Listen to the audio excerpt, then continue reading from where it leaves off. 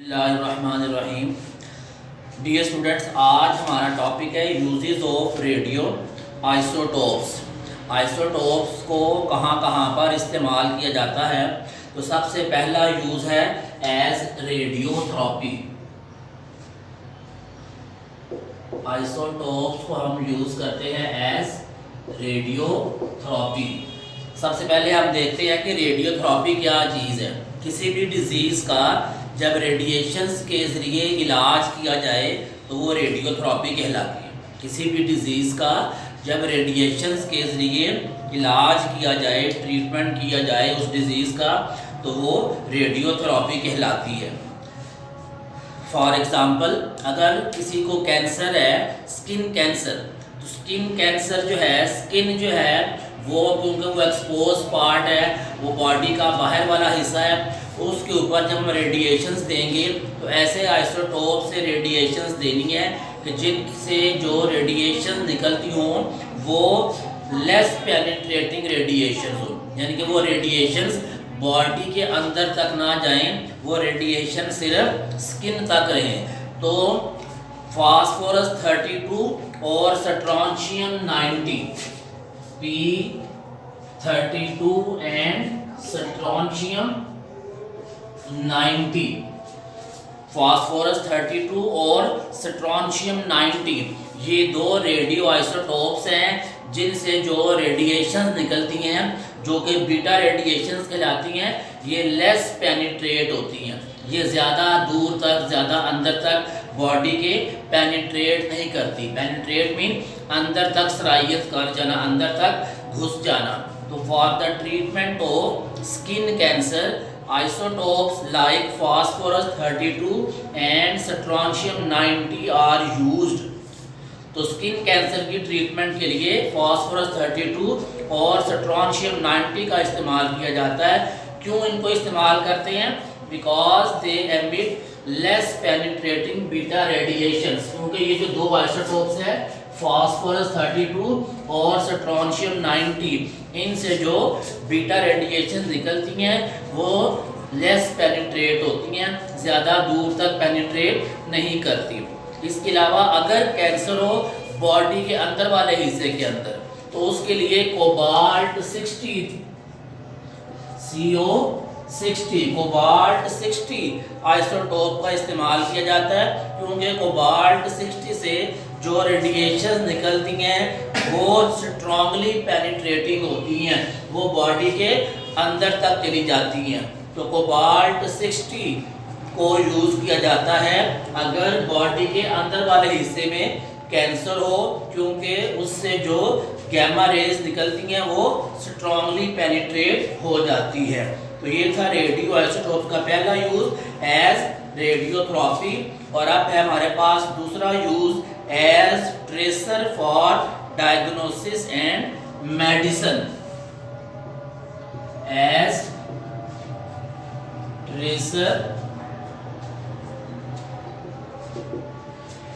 Tracer for medicine and diagnosis.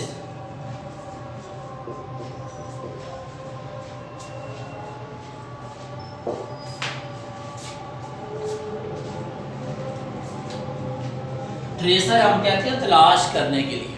जब हमने body के अंदर किसी डिजीज़ को सर्च आउट करना हो कि बॉडी के किस हिस्से के अंदर प्रॉब्लम है, उसके लिए हम यूज़ करते हैं रेडियो एक्टिव आइसोटोप्स। तो radio active isotopes are used as tracers in medicine to diagnose the presence of tumour in the human body. इंसान की बॉडी के अंदर जब ट्यूमर हो, कोई ज़ख़म हो, उसको डायग्नोज करना हो, उसकी शिनाख्त करनी हो, उसको आइडेंटिफाई करना हो, उसके लिए जो मेडिसिन यूज़ की जाती हैं उनमें रेडियो आइसोटोप्स को एज ट्रेसर इस्तेमाल किया जाता है। इसकी एग्जांपल है हमारे पास आयोडीन 131। आयोडीन 131 आइसोटोप हम यूज़ करते हैं for diagnosis of goitre in thyroid gland. Neck में होता है ग्लैंड, थायराइड ग्लैंड। तो थायराइड ग्लैंड में गॉइटर को डायग्नोज करने के लिए आयोडीन 131 आइसोटोप का इस्तेमाल किया जाता है। इसी तरीके से टेक्नीशियम एक आइसोटोप है, टेक्नीशियम को यूज़ किया जाता है to monitor the bone growth, हड्डियों की ग्रोथ को चेक करने के लिए, देखने के लिए, मॉनिटर करने के लिए टेक्नीशियम का आइसोटोप इस्तेमाल किया जाता है। नेक्स्ट है हमारे पास रेडियो एक्टिव आइसोटोप का use as geological use and archaeological use.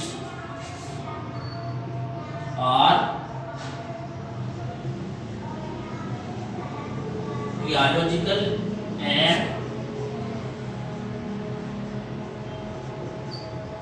Geological use. Radio active isotopes हम यूज करते हैं to estimate the age of fossils. Fossils हम कहते हैं डेड रिमेन्स को, जो लिविंग ऑर्गेनिजम्स के डेड रिमेन्स होते हैं वो कहलाते हैं फॉसिल्स। तो वो फॉसिल्स कितने पुराने हैं, उनकी एज कितनी है, उनकी एज का एस्टिमेट लगाने के लिए, उनकी एज का अंदाज़ा लगाने के लिए रेडियो एक्टिव आइसोटोप्स को भी इस्तेमाल किया जाता है। तो radio active isotopes are used to estimate the age of fossils like dead plants and animals and stones etc. इसके बाद हमारे पास एक डेफिनेशन है radio active isotope dating. Radioactive isotope dating क्या है? Age determination of very old objects, old objects की age मालूम करना based on the half life of radioactive isotope. Radio active isotopes की हाफ लाइफ की बुनियाद पर old objects की एज मालूम करना कहलाता है radio active isotope dating. Old objects की एज मालूम करना रेडियो एक्टिव आइसोटोप्स की हाफ लाइफ की बेस पर। हाफ लाइफ क्या होती है? हाफ लाइफ वो टाइम है जितने टाइम में किसी एलिमेंट के एटम्स की तादाद हाफ हो जाए। तो जितने टाइम में एलिमेंट्स के एटम्स की तादाद हाफ होती है वो टाइम कहलाता है हाफ लाइफ। तो रेडियो एक्टिव आइसोटोप्स की हाफ लाइफ की बेस के ऊपर ओल्ड ऑब्जेक्ट्स की एज मालूम करना कहलाता है रेडियो एक्टिव आइसोटोप डेटिंग। और यह हमारे पास एक और डेफिनेशन है radio carbon dating. Radio carbon dating में हम एज मालूम करते हैं ऐसे ऑब्जेक्ट्स जिनमें कार्बन मौजूद हो। तो ऐसा मेथड जिसमें एज मालूम की जाए कार्बन कंटेनिंग ऑब्जेक्ट्स की, age determination of old carbon containing objects by measuring the radioactivity of C14 in them. उन ऑब्जेक्ट्स में जो कार्बन 14 है उसकी रेडियो एक्टिविटी मेजर करके एज मालूम करना, ये कहलाता है रेडियो कार्बन डेटिंग, या इसको हम कार्बन डेटिंग भी कहते हैं। तो जियोलॉजिकल यूज़ और आर्कियोलॉजिकल यूज़ में हमारे पास दो डेफिनेशन मज़ीद है, एक है रेडियो एक्टिव आइसोटोप डेटिंग और एक है हमारे पास कार्बन डेटिंग। नेक्स्ट यूज़ जो है वो है chemical reaction and structure determination. Chemical reaction and structure determination.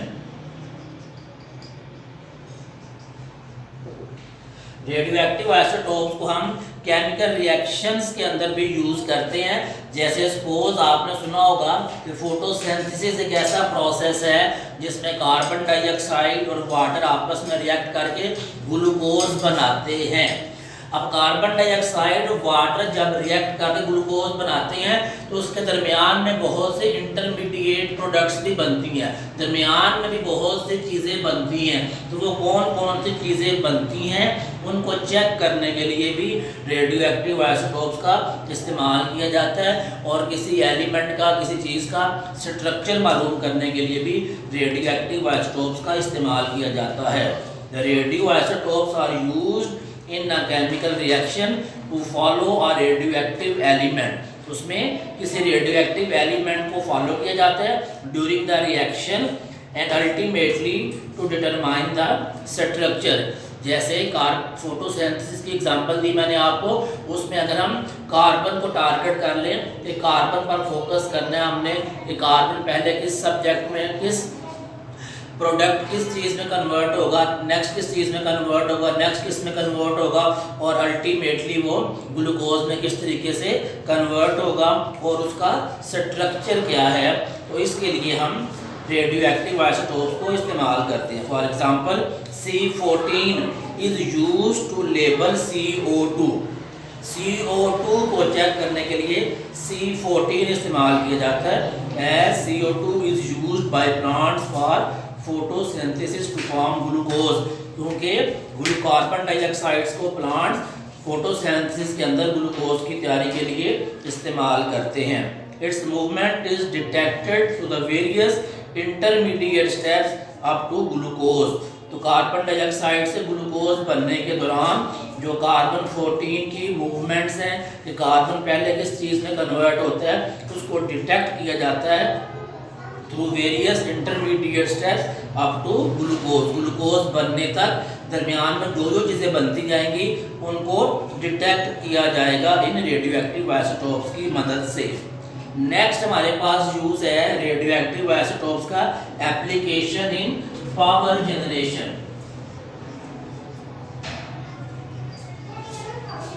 Application in power generation.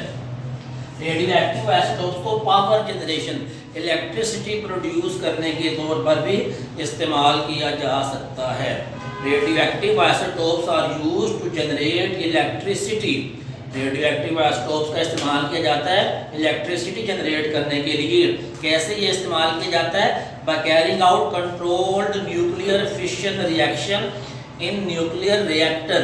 Nuclear reactors के अंदर जो न्यूक्लियर फिशन का प्रोसेस होता है, उस प्रोसेस को कंट्रोल करके, यानी कि उस प्रोसेस के अंदर जो एनर्जी रिलीज होती है उस रिएक्शन के नतीजे में उस एनर्जी को कंट्रोल करके, और उस एनर्जी को कंट्रोल कर लिया जाए तो उससे इलेक्ट्रिसिटी प्रोड्यूस की जाती है। न्यूक्लियर रिएक्टर जो है ये एक मशीन है जिसके अंदर यूरेनियम को एक्सप्लोड किया जाता है। यूरेनियम के ऊपर न्यूट्रॉन की बम्बार्डमेंट की जाती है। यूरेनियम का एटॉमिक नंबर जो है वो है 92 और उसका मास है 235। इसके ऊपर जब न्यूट्रॉन की बम्बार्डमेंट की जाती है तो उसके नतीजे में बेरियम और क्रिप्टॉन बनता है। बेरियम और क्रिप्टॉन 3 न्यूट्रॉन रिलीज होते हैं और 7 एनर्जी रिलीज होती है। बेरियम का एटॉमिक नंबर 56 है, जबकि क्रिप्टॉन का एटॉमिक नंबर जो है वो है 36। बेरियम एटॉमिक मास 139 जबकि क्रिप्टॉन का 94, और न्यूट्रॉन के नीचे 0 होता है और ऊपर हम राइट करते हैं 1। तो जब न्यूक्लियर रिएक्टर के अंदर यूरेनियम के ऊपर न्यूट्रॉन की बम्बार्डमेंट करवाई जाती है तो यूरेनियम का जो न्यूक्लियस है वो न्यूक्लियस ब्रेक हो जाता है और उसके नतीजे में 2 नए एलिमेंट प्रोड्यूस होते हैं।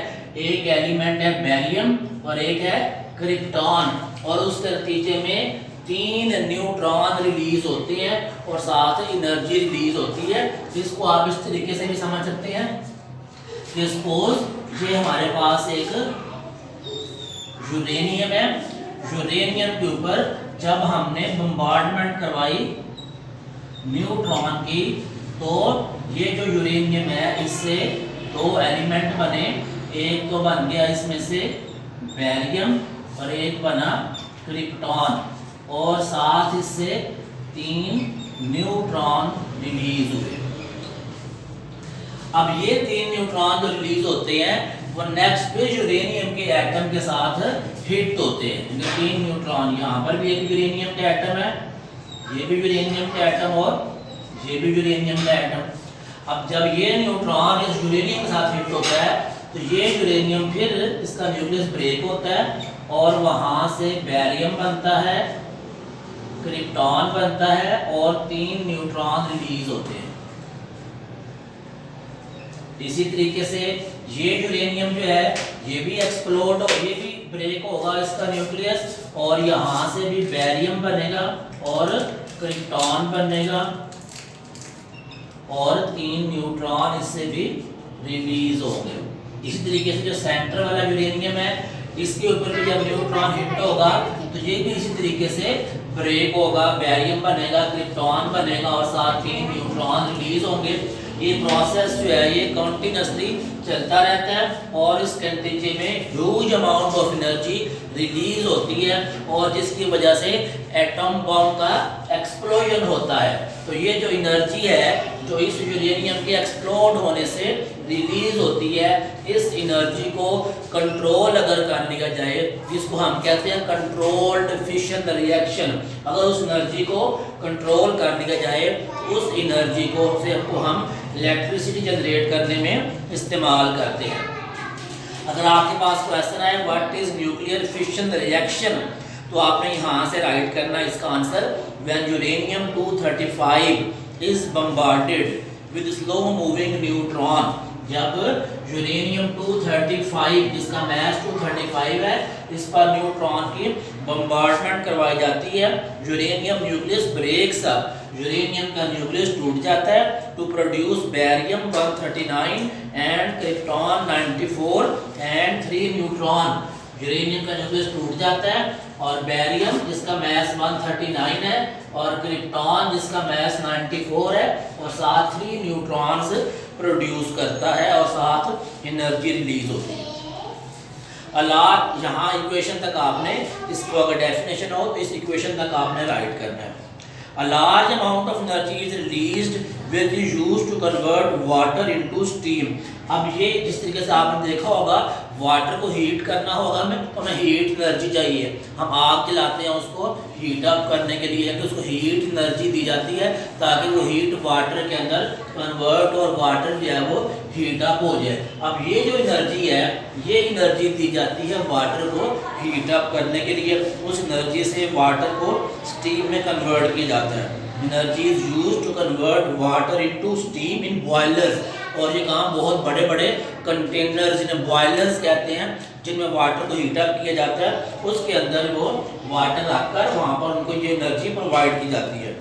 The steam then drive the turbine, और ये जो स्टीम बनती है ये भी टरबाइंस को चलाती है। टरबाइंस ऐसी मशीन्स हैं जो एनर्जी को एक फॉर्म से दूसरी फॉर्म में कन्वर्ट करती हैं। तो steam then drive the turbines to generate electricity. तो ये जो टरबाइंस हैं ये जो एनर्जी वाटर को स्टीम में कन्वर्ट करेगी, ये स्टीम फिर टरबाइंस को चलाएगी और वो टरबाइंस जो हैं वो इलेक्ट्रिसिटी प्रोड्यूस करेगी। This is the peaceful use of atomic energy for development of foundation. तो इस तरीके से जो एटम बम के एक्सप्लोजन से एनर्जी रिलीज होती है उसका जो प्रोसीजर है उस एनर्जी को यूज़ करके हम एक पीसफुल मकसद के लिए एटॉमिक एनर्जी का इस्तेमाल कर सकते हैं। तो ये थे हमारे पास यूजेस ऑफ रेडियो आइसोटोप्स, इसको आपने अच्छे तरीके से याद करना है। Thank you.